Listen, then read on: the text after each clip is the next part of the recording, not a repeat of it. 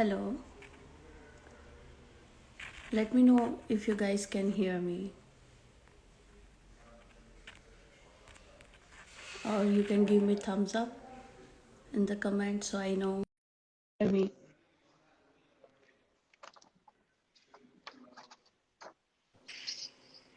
Hi, Hi, how are you? I'm good. How are you? I'm good. It's finally nice to talking with you. I know, finally. Yeah. So before we jump start with the questions, I would like to ask you, like, let our readers know or listeners know about yourself and how you end up in this field. Sure, sure. So my name is Sweta. I'm a life and leadership coach. In my previous life, I was a professor of pharmacy and I was a director of clinical programs and residency. And in 2011, I gave birth to my son, and he was born premature. And anybody who's a mother or who's gone through something that's kind of, unexpectedly happened to you, Yeah, you know that that makes you ask big questions of yourself. And that's that's what true. happened to me, and I started Mm-hmm. to just think about my life. Is this really the life that I want to live? And my son was just 2 pounds 9 ounces when he was born. Mm-hmm. And I always say that, he was so small, but I birthed him, but he gave me life because he was here to show me that I was living small. Mm-hmm. And that just had me start to really think about what is my true calling and purpose in this world. And that's how I went on my inner journey, and I started getting coaching. And from coaching, a whole new world opened up for me. So I'm going to pause there. Okay, yeah, we have a lot of questions for you. Sure. Yeah. So, as you said, your son, you know, encouraged you to do something which you were doing earlier. So, is there any other factor which motivates you? What motivates me is, it's now that I've been coaching for a while, I work with these people who are so incredibly amazing. They have the most beautiful hearts, they have the biggest gifts, but for for many reasons, whatever the way society is, whatever their upbringing may have been, Mm-hmm. they believe that, who they are or what they have to share is not going to be accepted, or it's not valuable. They lack, this confidence. And it's heartbreaking for me because I can see so much beauty in them, and I can also see how our world needs Mm-hmm. their gifts and needs them to be themselves. And so I really feel like my gift is to help them to believe in themselves and give them a roadmap for Mm-hmm. seeing how that can actually happen in quote unquote the real world. Yeah, that's true. So, how you get this idea of getting into the coaching business? So what happened for me was, after my son was born prematurely and I started to question my own life, Mm-hmm. I decided to hire a coach, a career coach for myself. Okay. And when you go into coaching, you think it's one thing, you think it's one part of your life that you meant to work on. I really believe that we're not like our career, or we're not our roles. We're a whole person. And so Yeah. when you start to dig deeper and ask the deeper questions, you start to see your whole life. And what I realized for me was that through getting coaching, that being a coach is something that I've done my whole entire life. I just didn't know that it was coaching. I mean, I was a teacher in my previous life. So, encouraging people, for helping people to, fulfill their potential has Hmm. always been a part of my work. But I didn't know that I could make a living or get paid or bring this into the world in a way that was more, I would say, holistic. So it's Hmm. not like I was just teaching you about your career or your vocation, your skills, but really guiding people to look at their life in a more full way, in a more whole way. And as a leadership coach, my question is always asking, how are you being led? And so it's something that I've always thought about. And so I just thought to myself, wow, this is something I've already been doing naturally. Why not make a career out of it? Yeah, that's true. So, like, what is your mission for being a coach? Like, what ultimately you want to achieve? What my goal is to help people to feel loved and accepted and Hmm. celebrated for who they are. And Yeah. and a big part of the way that I do that is I help people to become a creator of their life. You Hmm. know, a lot of us have had lots of hard things happen to us, and we can sometimes believe that that's what life is about, and we lose that part inside of us that wants to, or that is able to create something new, create from nothing. And so Yeah. my mission is to help make that easier for people, to give them, you know, guideposts and support them through that transformation of just accepting life for what it is, to accepting themselves and creating a life experience that's really meant for them to thrive. Hmm. So, I'm sure you have coached a lot of people. So, what do you think? What kind of attribute they are lacking to get their success or to achieve their goal? That's a good question. I like that. I think one of the main things that is missing in the world is that we go to school, right? Hmm. We go to college, and we're told this is what you need to do to be successful and happy, right? You Yeah. good grades, you get a good job, you marry a good person, you buy a house, you buy a car, etc. I did all of those things. I followed everything on the check, and the last thing for me was becoming a mother. You Hmm. all know how that turned out. And I didn't, that hole that was inside of me was not filled up. Hmm. And that's when I started to realize that there's actually a whole other map that is not a checklist, and it's unique to everybody. Hmm. Everybody has a unique path for them. And so what I really see that is lacking is the connection, self connection, Hmm. because a lot of that map isn't out there in the world. It's really from looking at your life experiences and seeing what lights you up. You know, what kind of environments do you thrive in? How do you like to process? What are your rhythms? Nobody asks us these questions, right? Most of the Yeah. time we're being giving advice or being told how to have, even now with the whole wellness and personal growth industry, all the social media, right? Live your best life, they're all giving you instructions on what that means. And I Yeah. really believe the way to live the best life is to be so deeply connected to yourself and to be a creator. So I Hmm. think that's really what's missing, where we're missing being told about that all of our answers are really within. And on what also is missing is that there's not a lot of community around supporting people to be a creator. And that's what my goal is to create that. Hmm.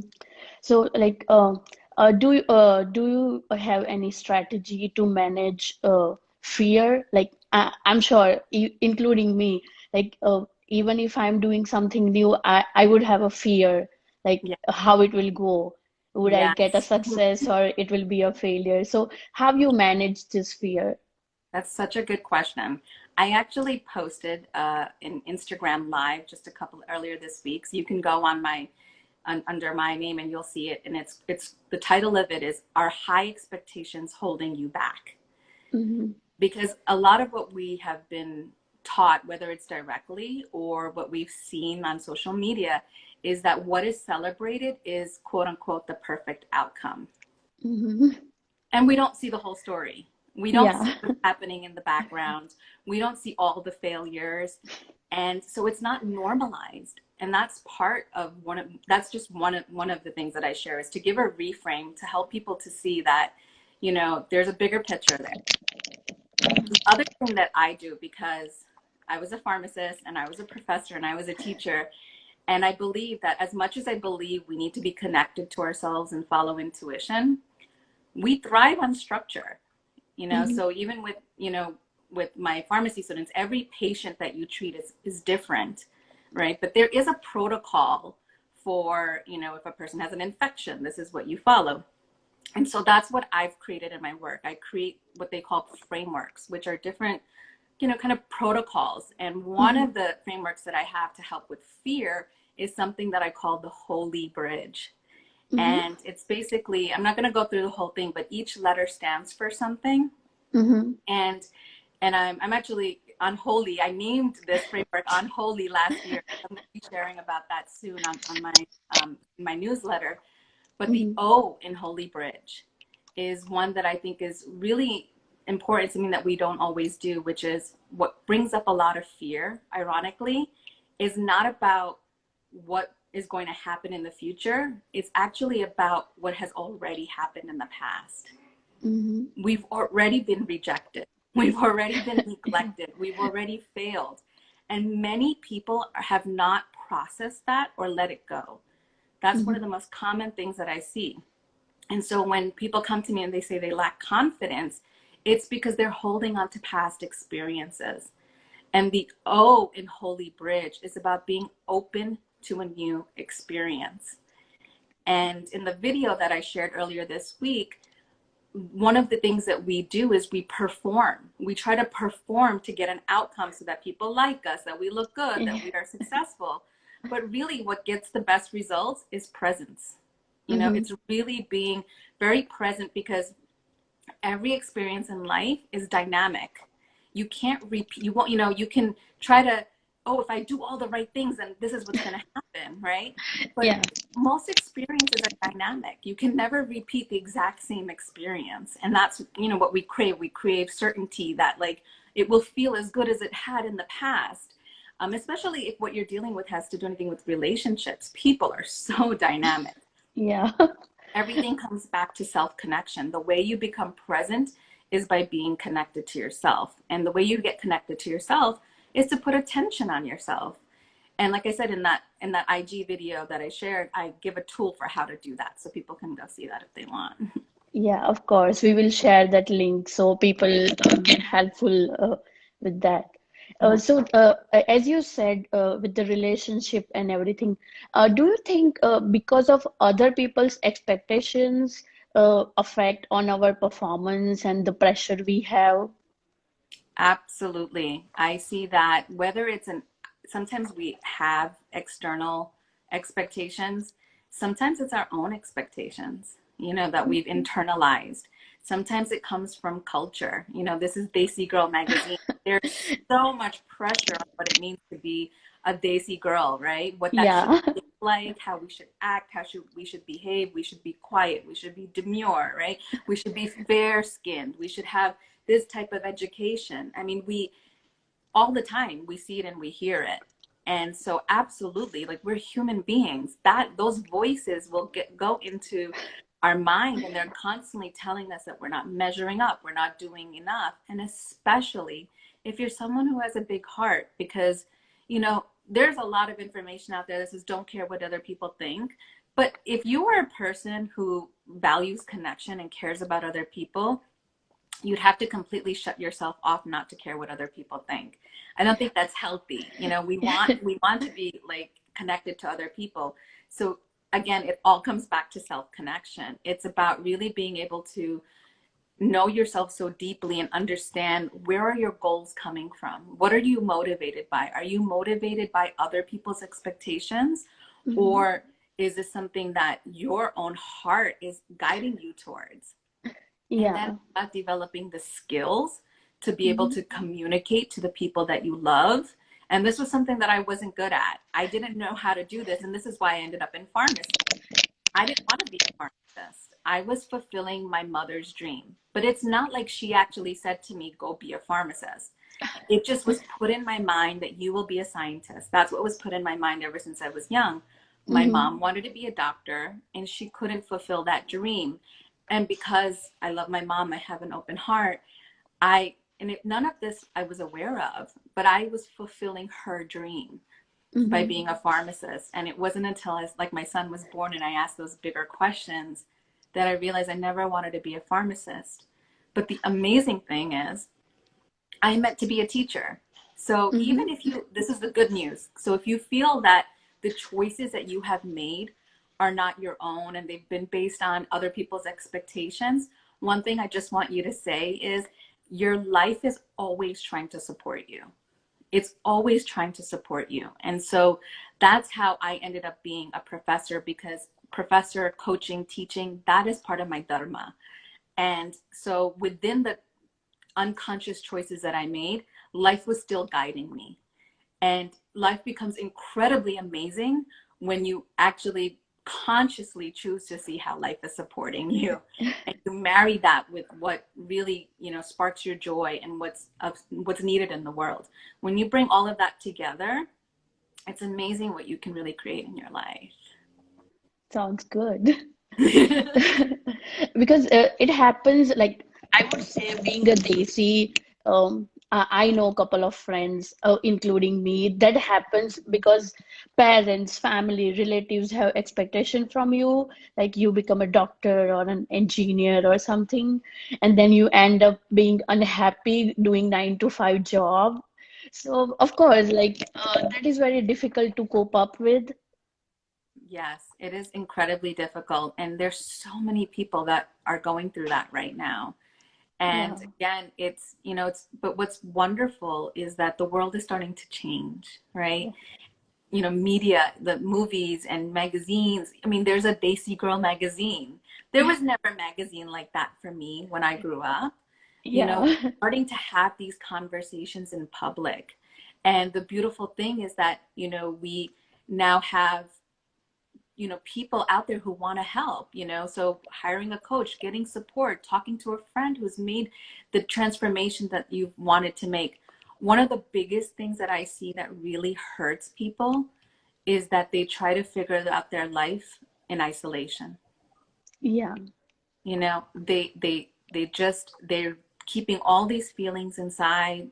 They're having these thoughts in their mind, and they think they're the only one, and they don't want to share with anybody because they don't want to hurt their family, they don't want to look bad. And that really troubles me, because if they only knew, if there's anybody here listening to this who feels that way, if you only knew that there are hundreds, thousands, maybe even millions of people who are going through the same exact thing as you, and you don't need to suffer in silence. You can talk to somebody about it. You can look for a mentor. You can look for a coach. There's so many communities out there now. And so I know it could be vulnerable, because as much as people want to improve their life, most people are scared to do it because they know that they're going to have to make changes. They will Yeah. have to have hard conversations with themselves, and they'll Mhm. have to have hard conversations with the people they love.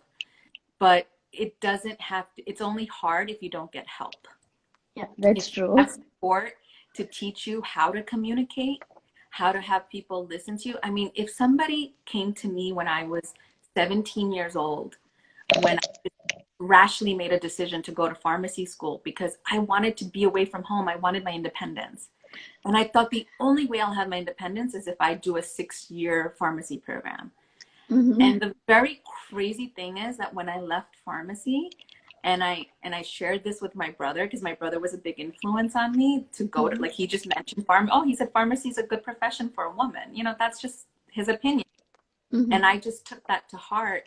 And when I told him, like, I never wanted to be a pharmacist, and I have resentment even, that's the path and he said to me, I never knew you didn't want to be a pharmacist. So we make these stories up in our head. Like, if I had had the courage, if I had Yeah. somebody to tell me, you can talk to your parent, you can tell them, you can bring them in. And yeah, maybe they'll have judgments, maybe they'll be harsh. But if you believe in your own birthright to be Hmm. happy, and you again get the skills, and you have the support to be able to articulate it in a way of from a place of worthiness, people feel that and they respond.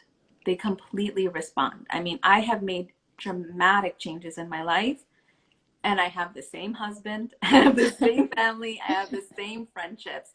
So you don't have to blow up your life, but Hmm. you will have to rock the boat a little bit. So Yeah. And do you think, like, as you said, to make other people happy, what do you think? How many women are there? who are killing their own happiness just to make other people happy. Yes. There's a saying that says you can never make yourself miserable enough to make someone else happy. Yeah.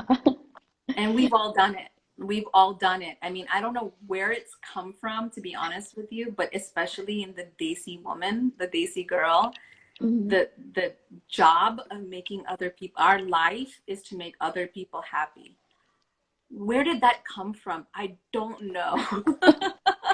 That's true because I can also relate, in my position, somewhere, somehow you are trying to make other people happy, even though you don't want to do that, to be very frank. Yes. And that happens with almost all the Desi girls Yeah. at And at here's, one point. yes. And Yeah. here's the interesting that I have things that I have seen in other people, that when a person makes the choice, they make the choice to be responsible for their own life and choose their own happiness, it will be uncomfortable in the beginning. It will definitely be uncomfortable. This is again, but eventually the very people, oh, I don't know if I'm losing you. I can hear you, You can hear just me? your, Okay. The yeah.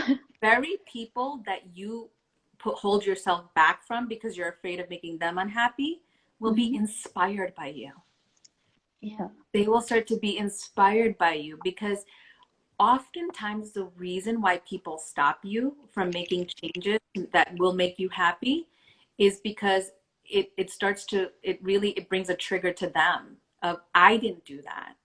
I don't have the courage to do that, especially, and I'm just going to say this is a generalization, but like a lot of our mothers, for example, they could not choose who they wanted to marry, right? Mhm. They couldn't go out of the house, and I'm generalizing again, right? Yeah. But and then you see your daughter having all this freedom and having all this opportunity, and I don't think oftentimes it's conscious, Mhm. but the aunties and the mothers, it's like it's that part of them, like, I didn't get that, Yeah. I didn't get that. And so, and then there's a lot of fear put into it, right? Like oh, you're putting yourself out there, you're taking risk, all of life is a risk. So you might as well take a risk doing something you really want to do.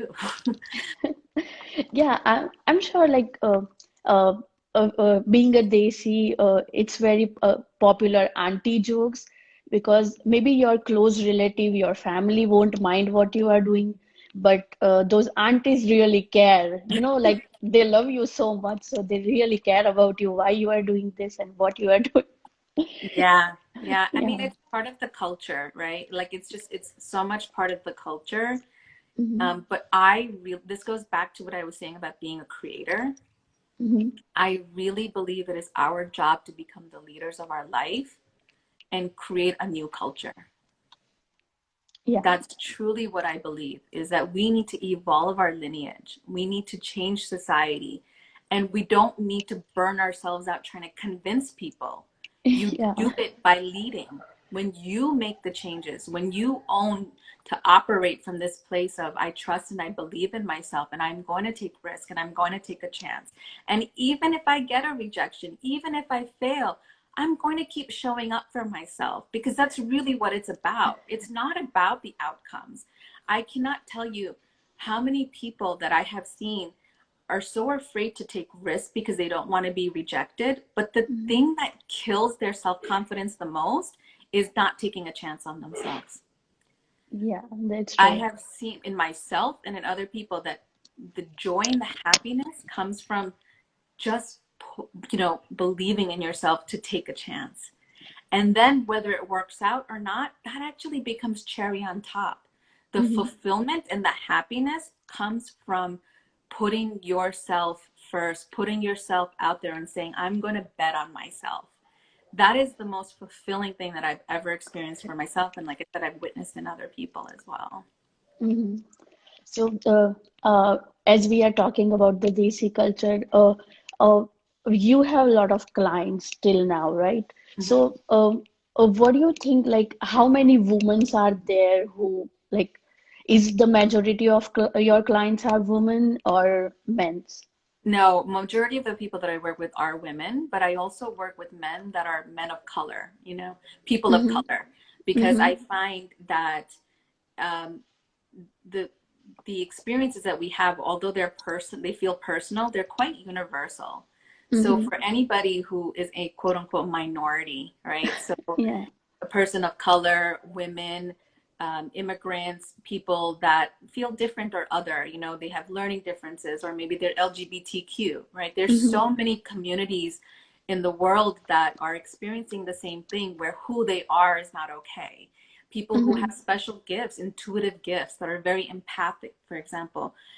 I work with a lot of people like that as well, that because we have this picture of what the world needs to look like, and it's oftentimes based on the white male, right, or the dominant Yeah. male in the culture, the patriarchal. So there's so many communities that outfit outside of that, and our systems have been built on how these men naturally operate, and that's why we never feel enough. If you Yeah. are trying to be successful in a system that's not built for you, you will Mm-hmm. never feel like you are enough. So that's why you need to create new structures and systems. Yeah. So, uh, uh, what kind of women's you have taught that they have a lack of confidence, and how you help them to, come out their fear, and how their family support them? That is such a good question. So almost everybody that comes to me oftentimes has that lack of confidence, even if they are quote unquote successful on the outside, Mm-hmm. because most people that come to me, they want to make a change in their life. And so even if you're successful in one area of your life, then you want to try something new. You want to express a new part of yourself. So let's say you were a professional and you want to do something creative. Then there's all this pressure, right? Like, I was successful in this part of my life, then I have to get it right, and I have to be, get it out of the gate when I do something new. Or even relationships, right? Like somebody who is great at work, but they don't have maybe a loving relationship, want to have that, right? So it's, we start to compare ourselves, whether it's to other people or even to ourselves.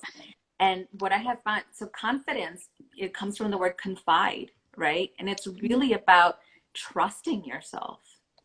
And so the way that I help women with trusting themselves more is, number one, where did you lose confidence? Where did that happen? Because, like I said, 9 out of 10 times, most people are holding on to a past experience. They are not fearing their future, they're fearing repeating their past. Mm-hmm. But if you are able to let go of the past, and the way that you let go of the past is you start to ask yourself, well, why did I go through that? Again, my philosophy is that life is always trying to support you. So if I look at my own situation, well, why did I end up in pharmacy school? If that was very painful for me, right? I spent 17 years, hundreds of thousands of tuition, right? For this Mm-hmm. position. Well, look at the work I do now. How many people do I help them in making a transition in their life? It's like and I have this ability to really be able to hold space for people because I know what it's like to let go of something that you've given your identity to. Mm-hmm. And so that's where we start. And it's very amazing because, again, it's not always directly, like, if you lack confidence in your career, some of the people that I've worked with, they lost their confidence in a relationship. Maybe they were cheated on, for example. Mm-hmm. Because, again, we are a whole person. We are not career, relationship, like, Yeah. we are one whole person. So whatever, you heal, whatever, wherever you got hurt in one part of your life will affect other parts of your life. And whatever you choose to heal in one part of your life really, in a positive way, uplifts all areas of your life. So that's really where we start. And Mm-hmm. then a lot of my work is around self-reflection. So I have lots of, tools and worksheets. My clients, every week they check in with me, Mm-hmm. and I have a form that I created called the CASA form. And if anybody wants it, you can just send me a DM and I'll send it to you. And Mm-hmm. it's 4 questions. It's just 4 questions. And the first one for CASA is the C, is celebrations. We don't spend enough time celebrating our wins and our accomplishments. And there is a part of the brain, there's actually a part of the brain, it's called the hippocampus. It looks like a seahorse. And its one job is to look out and evaluate, what's going on in the world. And if we've trained that part of our brain to just look at, how am I not enough? How am I not measuring up? That's what it's Mm-hmm. going to do. Okay. But it also has the capacity to take in how you are, like it takes in satiation, it takes in a fullness. And so if your life becomes whatever you focus on. So if you consciously choose to say, well, what were my wins? What felt good today? How did I make impact today? Where Mm-hmm. did I feel, connected? Which goes to a deeper question of what are your values? And really, one of my gifts is that I'm a namer. So I can, people will tell me about their life, and I can, in very concise way, say, that's important to you. That's a value of yours. So you build your life based on your values, not somebody else's values. And then you celebrate, you'll start to see the things that make you happy are aligned with your values. And so when you have this, these tools and this languaging, and again, the support, then you start to become a creator of your life. And so, the other part of it, a big part of confidence, is being able to speak your truth. Mm-hmm. And so that's a lot of what I help my clients with, is to be able to speak their truth, whether it's with a boss or, a partner or their parents, and giving them the language until it starts to become natural for them. Okay. So, what you would like to advise a person who is just thinking to start their business, but they are not yet concrete, like Mhm. they they are not sure if they will do and they will get success or not. So, what This, kind of advice you would like to give them? this is a really great question. Whether it's you're starting a new business or you're just making any change in your life, it could just Mhm. be a new role in your company. You want to pitch, right? Or you want to create something on the side. The one thing that I really want to say is I have a three-part framework that I've created. And the middle part of it is the most important part, which is called revealing your brilliance. And this is basically the time, this part is about experimentation. When we're creating something new, we need to give ourselves space and permission to experiment. If we're putting pressure that it needs to make money or that it needs to be successful, then that's a surefire way to not feel good. And if you're making a change, I'm guessing it's because you want to feel better in your life, right? So if you want to do something new and you want to do something creative, take risk. Take enough risk that it's uncomfortable, but not so much risk that you're so anxious and you're so like scared that you're so worried about what other people think. You're so worried about money. Take baby steps. Just take Mhm. baby steps, and don't do it alone. Surround yourself with other people who have made this change or who are making this change. Because, like I said, isolation is the surefire way to make you feel bad about yourself. So that's the main things that I would say, is to take baby steps, allow Mhm. yourself to experiment, and have a community with you, have support with you. So, who has been your greatest inspiration? My mother. Hmm. I'm wearing her Mangalsutra right now. I don't know if you can see it, but Yeah, my mom, she, had a marriage. She wanted to just be a doctor. Are you okay? yeah, just a second. Sure, take your time. Sorry. It's okay. Yeah. My mom wanted to be a doctor. She was very, very bright, and in India, she had an arranged marriage. She Hmm. had to put her dream of being a doctor on the side, but she came to this country and she didn't let it stop her from what I call evolving our lineage. Hmm. She chose to work. She chose to work, and she had gone through so many challenges in her life. I mean, the type of challenges that, to be honest with you, I don't even know that I would have been able to function in life. And she was able to, without a lot of support, right, still show up for her own independence, you know, and to just love me, my brother, so deeply. And she had faith, she had a spiritual practice. And I didn't come to my own spiritual practice until my son was born, but Hmm. she was a model for me of what having that faith how it can get you through the hardships of life, because we will all have hardships. We will just all have hardships, and it's not about not having a hard life. It's about what you choose to allow in to support you, to help you to get through those experiences. Mhm. And how much you choose to to really believe in yourself, to be a creator. And she taught me that. She didn't have good circumstances or ideal circumstances, but she created from that place. And because of her, I'm able to evolve our lineage even more. I got to marry who I want. I Mhm. get to live where I want, and I get to create a career that fulfills me, not just not just create survival.